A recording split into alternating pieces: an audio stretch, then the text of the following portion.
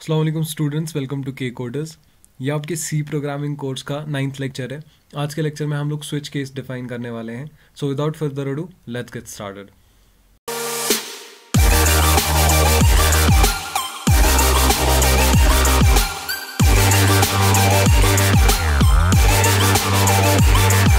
तो जैसा कि आप लोगों को पता है, हम लोगों का आज का टॉपिक जो है वो स्विच केस है। ठीक है,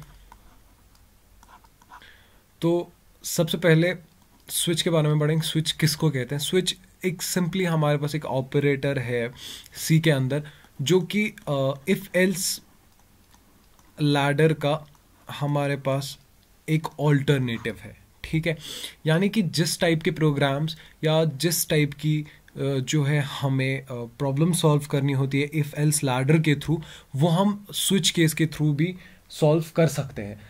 अब फ़र्क क्या है इन दोनों में, इफ एल्स लैडर में और इसमें फ़र्क जो है वो सिंपली ये है कि स्विच का जो सिंटेक्स है, यानी कि स्विच के जो लिखने का तरीका है, वो काफ़ी सिंपल है।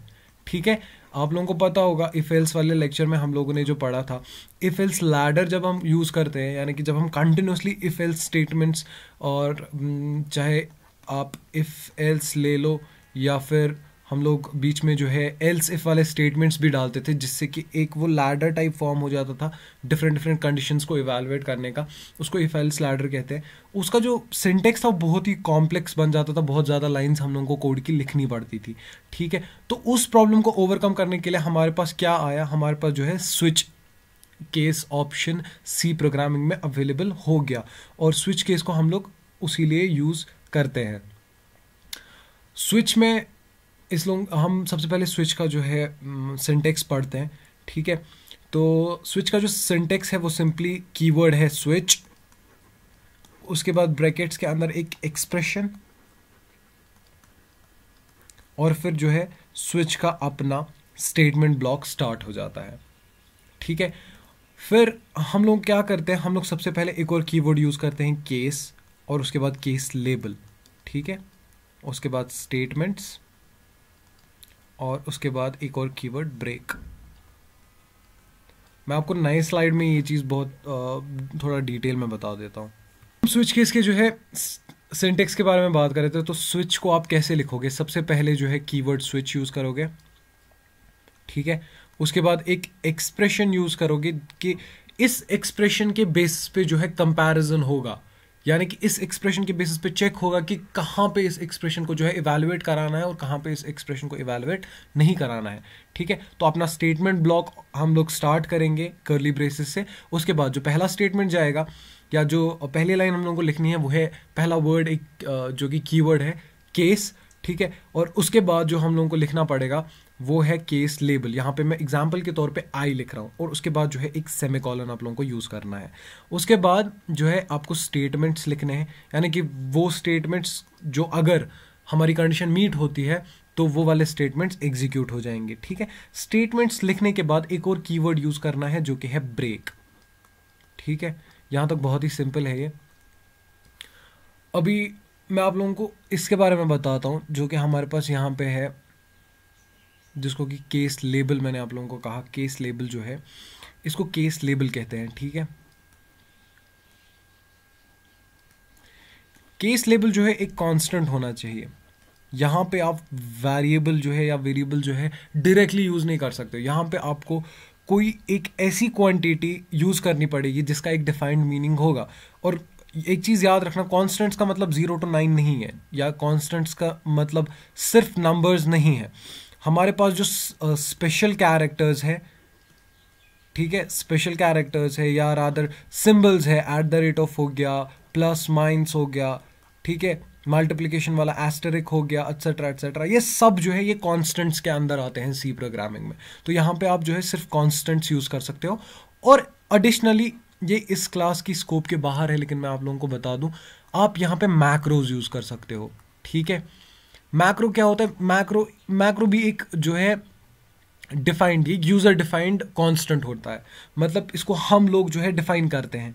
सपोज कि मैथमेटिकल एक्सप्रेशन एक है, एक टर्म है पाई। ठीक है, हम लोग को पता है कि पाई का वैल्यू 3.14 होता है। ठीक है, तो बार बार 3.14 हम यूज़ नहीं करेंगे अपने प्रोग्राम में। हम चाहेंगे कि हम लोग डायरेक्टली पाई लिख दे प्रोग्राम में और 3.14 जो है उसका वैल्यू रिप्लेस हो जाए।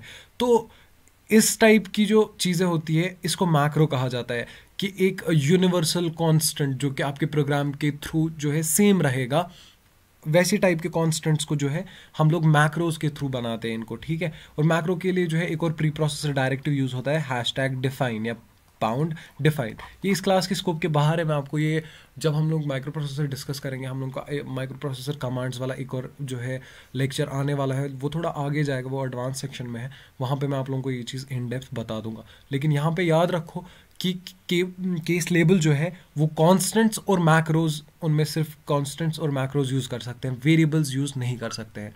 इस चीज़ को हम लोग कंपाइलर के ऊपर देखेंगे तो ज़्यादा बेटर समझ आएगा। तो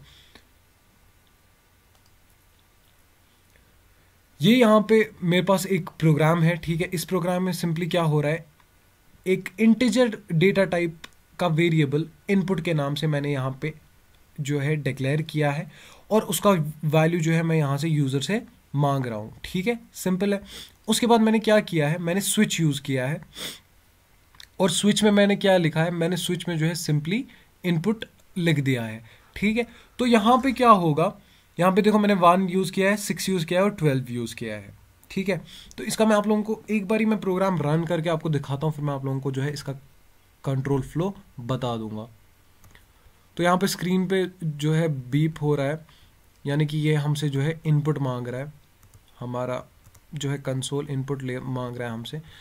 तो मान के चलो मैंने क्या किया, मैंने 6 एंटर कर दिया, ठीक है। तो देखो क्या होगा, 6 एंटर करने पे जो है इसने मुझे आउटपुट दिया जून। अभी इसका कंट्रोल फ्लो देखो आप लोग, तो आप लोगों को अच्छे से समझ आएगा। तो बेसिकली ये जो पोर्शन है वेरिएबल डिक्लेरेशन का और वेरिएबल से मतलब वेरिएबल के लिए वैल्यू यूज़र से मांगने का, ये इसका कंट्रोल फ्लो हमने आज तक बहुत बारी जो है मैंने आप लोगों को आज तक बहुत बारी दिखाया है। अगर आपने वो वीडियो चेक नहीं किया तो मैं आप ऊपर कार्ड्स में उसकी लिंक दे दूंगा, आप वो चेक करो। हम डायरेक्टली स्टार्ट करेंगे स्विच के साथ, ठीक है। तो जब कंट्रोल फ्लो स्विच के पास पहुंचा, स्विच को जो आर्ग्यूमेंट हम लोगों ने पास की है, हम लोगों ने जो सी ब्रैकेट्स में इसको आर्ग्यूमेंट पास किया है, वो कौन सा आर्ग्यूमेंट है, वो कौन सा एक्सप्रेशन, वो है इनपुट। तो इनपुट एक वेरिएबल है और इस वेरिएबल का एक डेफिनेट वैल्यू होगा, ठीक है। तो यहाँ पे स्विच का काम क्या है, स्विच सिंपली देखता है कि इस वेरिएबल में जो वैल्यू है वो मेरे किस केस के साथ मैच होता है, और जिस केस के साथ वो मैच होगा उस केस के जो स्टेटमेंट्स होंगे वो एग्जीक्यूट होंगे, ठीक है। इसको मैं फर्दर सिंप्लीफाई करूंगा। यहाँ पे इनपुट का वैल्यू 6 है, क्योंकि हमने इनपुट का वैल्यू 6 दिया, तो यहाँ पे नोट करते हैं इनपुट इक्वल्स टू 6, ठीक है। हमने इनपुट का वैल्यू 6 दे दिया। इसके बाद स्विच क्या करेगा, स्विच चेक करेगा कि इस बंदे ने इनपुट के 6 वैल्यू के लिए कौन सा केस यूज किया है और उसके क्या स्टेटमेंट्स है। तो कंट्रोल फ्लो केस 1 पे गया, ठीक है। तो इसने केस लेबल चेक किया, केस लेबल 1 था, ठीक है। तो ये चेक करने लगेगा कि क्या 1 6 के बराबर है, तो डेफिनेटली इसका जो आउटपुट होगा वो क्या होगा, वो 0 होगा, यानी कि ये कंडीशन फॉल्स होगी। तो केस 1 के जो स्टेटमेंट्स होंगे वो स्टेटमेंट्स सिंपली इग्नोर होंगे, वो स्टेटमेंट्स डिस्कार्ड होंगे, वो स्टेटमेंट जो है एग्जीक्यूट नहीं होंगे। उसके बाद ये नेक्स्ट केस पे चला गया। तो दूसरा केस इसका क्या था, केस 6, उसमें केस लेबल 6 के बराबर था, ठीक है। तो ये चेक करेगा कि क्या 6 के बराबर है, या रादर क्या 6 इनपुट वेरिएबल के वैल्यू के बराबर है। तो हाँ डेफिनेटली यहां पे इसको जो है आउटपुट मिलेगा 1 यानी कि ट्रू। तो ये क्या करेगा, इस केस के जो स्टेटमेंट्स होंगे उनको एग्जीक्यूट करेगा। इस केस जो हमारे पास केस 6 था, इसका क्या हमारे पास जो है स्टेटमेंट था, सिंपल था स्टेटमेंट, प्रिंट एफ जून, ठीक है। तो जून प्रिंट हो गया। अभी किसी बच्चे का सवाल हो सकता है कि सर उसके बाद क्या होगा। उसके बाद जो कंट्रोल फ्लो है वो सिंपली यहां जाएगा, ठीक है, यानी कि स्विच से बाहर आएगा। तो किसी का सवाल हो सकता है कि सर केस 12 क्यों नहीं कंपेयर हुआ। केस 12 इसलिए कंपेयर नहीं हुआ क्योंकि हम लोगों ने जो स्टेटमेंट यूज किया था वो स्टेटमेंट था ब्रेक। ठीक है, तो ब्रेक से क्या हुआ, ब्रेक से कंट्रोल फ्लो इस स्विच से बाहर आ गया। ठीक है, ब्रेक से इसको पता चला कि बस स्विच को इधर ही तक मुझे चलाना है। अगर इन केस हम लोग ये ब्रेक यूज नहीं करते यहां पे, उसके बाद क्या होता, ये कंडीशन जो ब्रेक, जो सपोज इस कंडीशन के बाद वाली कंडीशन थी, ये चाहे ट्रू होती या फॉल्स होती, ये डायरेक्टली एग्जीक्यूट हो जाती। ठीक है, इसका एक एग्जांपल दिखाता हूं। सपोज हम लोग यहां पे जो है केस 6 वाला ब्रेक, या सपोज हम लोग केस 1 वाला ब्रेक जो है बंद कर देते हैं। ठीक है, हमने ब्रेक को कमेंट किया, यानी कि ब्रेक हमने सपोज लिखा ही नहीं। इसके बाद हम लोग क्या करेंगे, हम लोग इनपुट 1 देंगे, तो प्रिंट होना चाहिए सिर्फ जनवरी। लेकिन देखना, जनवरी, सिर्फ जनवरी जो है प्रिंट नहीं होगा, कंट्रोल उसके बाद भी आगे आगे चलेगा। तो देखो क्या हुआ, पहले जनवरी प्रिंट हुआ, उसके बाद जून प्रिंट हुआ, और उसके बाद बाहर आया। यानी कि इसने केस 6 को कंपेयर नहीं किया, बल्कि उसको जाके डायरेक्टली जो है एग्जीक्यूट कर दिया। और फिर केस 6 को जब इसने डायरेक्टली एग्जीक्यूट किया, तो केस 6 के स्टेटमेंट्स में इसको जून के बाद वाला जो स्टेटमेंट मिला वो था ब्रेक का। इस वजह से वहां से जो है स्विच से बाहर आ गया, और केस 12 जो है एग्जीक्यूट या रादर चेक नहीं हुआ। ठीक है, यहां तक तो आपका ये जो भी है क्लियर होना चाहिए। स्विच केस को लेकर आप बहुत ही अच्छे अच्छे प्रोग्राम्स जो है बना सकते हो। ठीक है, अभी एक और ऑप्शन है। यहाँ पे किसी बच्चे का सवाल हो सकता है कि सर, जब हम इफ एल्स यूज करते थे तो उसमें हम एंड वाली कंडीशन एल्स एक लगाते थे कि अगर मेरी कोई भी कंडीशन मैच नहीं हुई तो डिफॉल्ट, बाय डिफॉल्ट आप क्या करोगे, है ना। सपोज हम लोगों ने इवन ऑड वाला प्रोग्राम बनाया था, हम लोगों ने पॉजिटिव नेगेटिव वाला प्रोग्राम बनाया था, तो उनमें हम एक कंडीशन एल्स वाली लिख देते थे ना, इनवैलिड इनपुट, जिसमें बोलते थे कि ये इनपुट जो है हमारी किसी कंडीशन के साथ मैच नहीं हुआ। ठीक है, तो वो सब चीज़ें आप कैसे स्विच में करोगे, उनके लिए सिंपल सा ऑप्शन है। उनके लिए आपको जो स्विच है, एक और केस जो है आप लोगों को अवेलेबल कराता है, और उसको हम बोलते हैं डिफॉल्ट।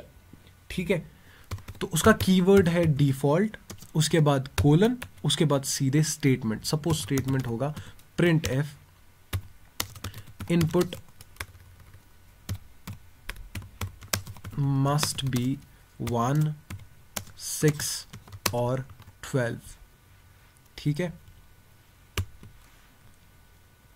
और जो ये डिफॉल्ट है ना, ये हमेशा आपको एंड में लिखना पड़ेगा, और डिफॉल्ट के साथ कोई ब्रेक स्टेटमेंट नहीं होता है। तो डिफॉल्ट क्या होता है, डिफॉल्ट सिंपली है कि अगर आपके किसी केस के साथ मैच नहीं हो रहा है, हमारी कंडीशन हमारे किसी केस के साथ मैच नहीं हो रही है, तो बाय डिफॉल्ट ये क्या करेगा, बाय डिफॉल्ट इस वाली स्टेटमेंट को प्रिंट कर देगा। यानी कि अगर हम यहां पे 1, 6 और 12 इनके बजाय कोई और वैल्यू दे दे, तो ये सिंपली दिखाएगा इनवैलिड इनपुट, या जो भी हमने मैसेज प्रिंट किया, हमने मैसेज क्या प्रिंट किया, इनपुट मस्ट बी 1, 6 और 12। हम लोग एक एग्जांपल के तौर पे हम लोग 2 एंटर करते हैं, तो देखो क्या होगा। तो देखो डेफिनेटली जो हम लोगों को आउटपुट मिला वो डिफॉल्ट वाला आउटपुट मिला, यानी कि कंट्रोल फ्लो जो है सीधे चला गया किधर, डिफॉल्ट पे, क्योंकि इसने चेक किया यहाँ पे भी मैच नहीं हुआ, यहाँ पे भी मैच नहीं हुआ, केस 12 पे भी मैच नहीं हुआ, तो ये कहाँ गया, सीधे डिफॉल्ट पे। इसने डिफॉल्ट पे सीधे एग्जीक्यूट कर दिया डिफॉल्ट के स्टेटमेंट को, और क्या लिखा कि इनपुट मस्ट बी 1, 6 और 12। इस पे आप बहुत स्विच जो है ना, लोग इफ एल्स लैडर के बदले जो है स्विच को यूज़ करना पसंद करते हैं, क्योंकि इसका जो सिंटेक्स है बहुत ही रीडेबल है, पढ़ने में भी आसानी होती है, डीबग करने में भी आसानी होती है, और लिखने में भी आसानी होती है। ठीक है, तो इफ एल्स लैडर के ऊपर जो है स्विच केस को जो है हम लोग प्रेफर करते हैं। इसका हम लोग स्विच केस के ऊपर हम लोग एक बहुत ही अच्छा प्रोग्राम लिखेंगे। ठीक है, और एज मैंने आप लोगों को पहले भी बताया हुआ है, बहुत बारी मैंने आप लोगों को बताया कि आप जितना कॉम्प्लेक्स प्रोग्राम्स लिखने की कोशिश करोगे प्रोग्रामिंग पे, उतना ही ज़्यादा आपको होल्ड आएगा। ठीक है, एज सच आप लोगों को स्विच की जो है ज़रूरत ज़्यादा प्रोग्रामिंग में लगेगी नहीं, आपको फील होगा कि चलो कोई बात नहीं है, स्विच है नॉर्मल, कोई बात नहीं। बट अगर आप थोड़े से कॉन्सेप्ट्स अपने इम्प्लीमेंट करोगे, ठीक है, अगर आप थोड़े से कॉन्सेप्ट्स अपने इम्प्लाई करोगे प्रोग्रामिंग में, तो आप लोगों को पता चलेगा कि स्विच की जो इम्पोर्टेंस है वो कितनी ज़्यादा है और स्विच हमारा काम कितना आसान करता है। तो स्विच पे हम लोग, मैं अपनी तरफ से एक डेडिकेटेड वीडियो बनाऊंगा, प्रोग्रामिंग ओनली वीडियो जो होगी, प्रैक्टिस 2 वीडियो जाएगी, उसमें हम लोग जो है एक कैलकुलेटर बनाने की कोशिश करेंगे स्विच केस से। आज की वीडियो के लिए इतना ही। अगर आपको वीडियो पसंद आया तो वीडियो को लाइक करो, चैनल को सब्सक्राइब करो, अपने फ्रेंड्स में जो है शेयर करो। अगर कोई प्रॉब्लम आए तो कमेंट करो नीचे, मैं आपको डेफिनेटली वहाँ पे हेल्प कर दूंगा। हमारी सोशल लिंक्स भी है डिस्क्रिप्शन में, उन पे जाके हम लोगों को फॉलो करो। On that note, take care, खुदा हाफिज़।